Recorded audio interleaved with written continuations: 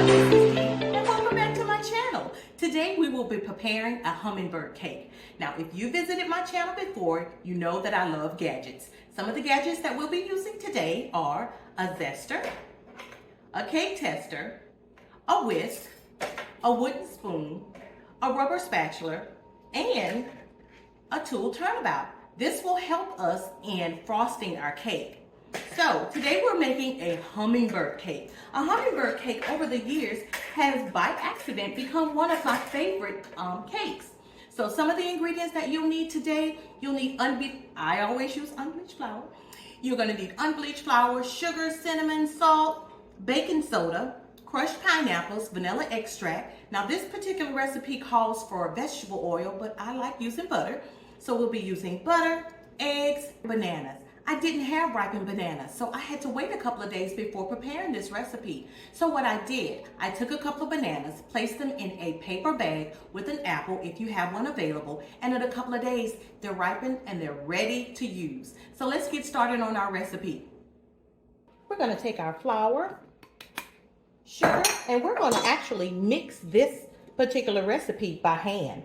I'm not gonna use my electric mixer today because in preparing this recipe in the past, I found that my cake, I don't know, it just didn't come out right when I tried to use my mixer. I think I over mixed it. So I'm going to use a wooden spoon in order to mix this together. So I'll go ahead and blend all of this together. All I smell is cinnamon. Oh my goodness. And then we're gonna add our 3 beaten eggs. I'm gonna beat them slightly so that they'll mix in real well. Our butter and vanilla extract. Now I'll tell you an interesting fact about this particular cake. This cake was used back in the 1960s by Jamaica. They had just opened their Jamaican Airlines, and they used this in their promotion. They used this particular cake for promotions. So you see, I'm just going to take this wooden spoon, I'm just going to mix this together, and then we're going to add our remaining ingredients. But like I was saying, yeah, so Jamaica Airlines used this cake for promotions. And in the beginning, it was called the bird cake. It wasn't called the hummingbird cake. And the name has changed over the years. But like I said, this has become one of my favorite. So you're just going to mix this well. So you don't really need a blender because that's already incorporated. Look at there. Look how fast that was. Yep, that's pretty good. Pretty good. Pretty good. Next, the recipe calls us to fold in our pineapples, and I have used this strainer to strain my pineapples. I don't know if you can see that. Yeah, you can see that. So we're going to fold in our pineapples, and one ingredient that I failed to tell you guys about, you're going to need pecans. I roasted these pecans for about 10 minutes while my oven was preheating. We're going to fold these in and our bananas in just a moment, and we'll be able to put this in a prepared pan, guys, in no time. This is going by so fast. So fast. I'm gonna mix that well.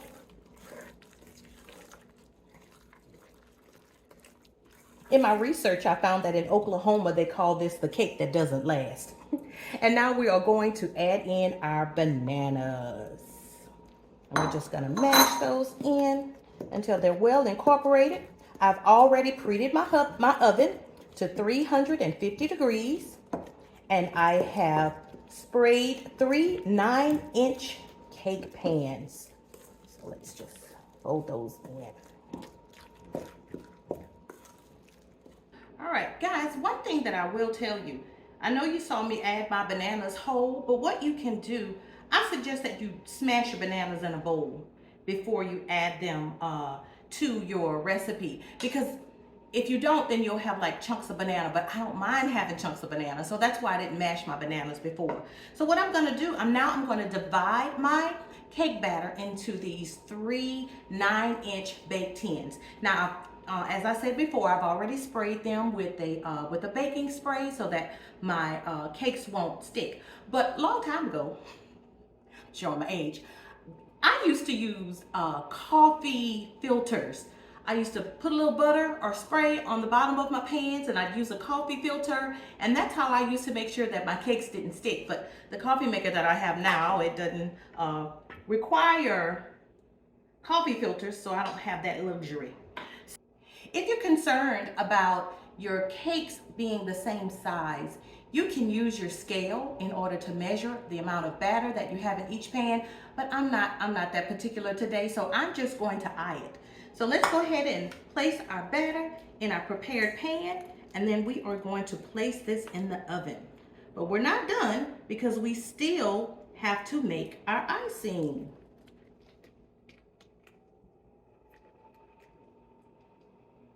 And then I'm just going to use my little rubber scraper in order to make sure that it's evenly distributed throughout the pan.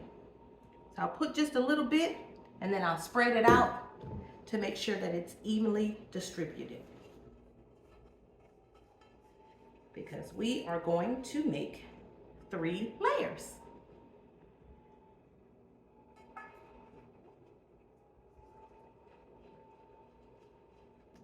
And we've got all of our cakes in the pan.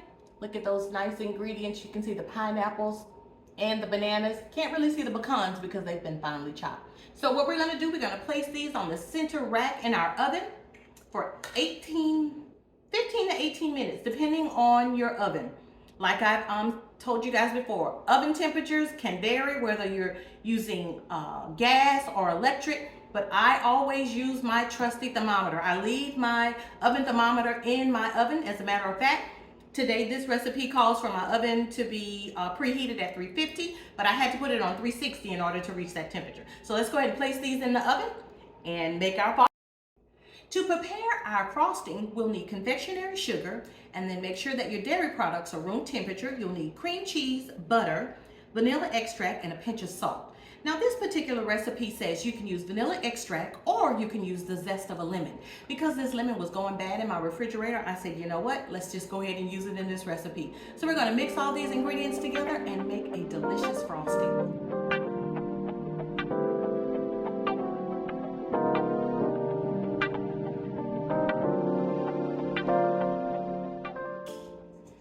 There's our finished product. I can't wait to ice in the cakes. So we just have a couple of more minutes for our cake to finish, but I just wanted to tell you guys, I know I use a lot of gadgets on my channel, but I never pay full price. I never pay full price. There's a local store that's going out of business here in my area, and I went yesterday to see what they had on sale. Now, right now, it's only like 10% off, so I'll go back when it's like 50% off.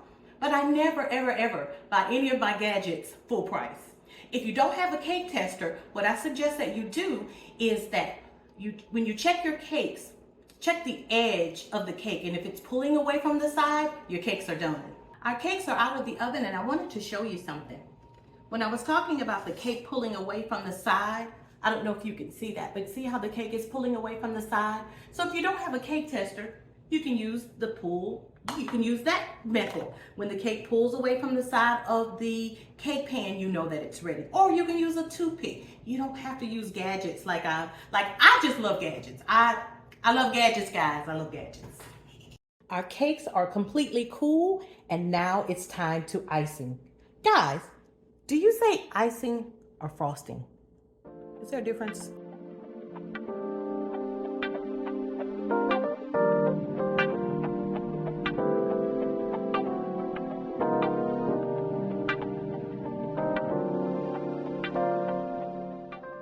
Just like that, we're done. And now it's time for my favorite part. Taste this time. Guys, okay, let me tell you, I am not a decorator. I am not. So I did my very best. As you can see, we'll try to put little decorations on it. But isn't it all about the taste? It's not about the decorate. For some people, it's about the decorate. But for me, it's about the taste. So let's cut this. Ooh.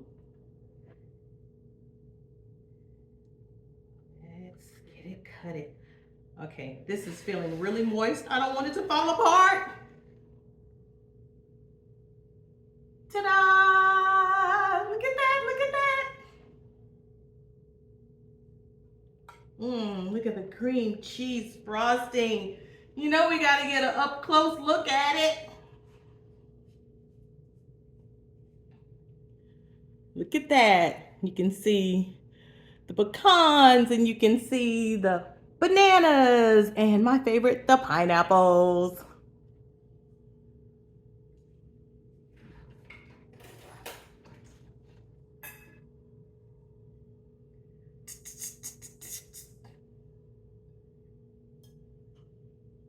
Let's see if it's as good as it was when I baked it 6 other times.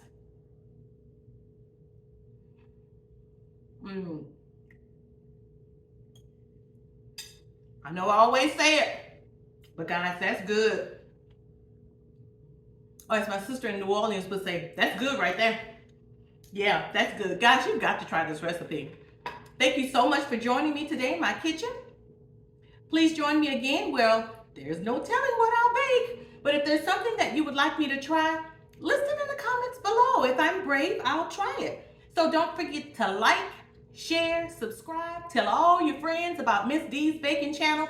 If you don't do those things, how am I gonna know you like my channel and you want me to continue doing this? Thank you so much. Be blessed.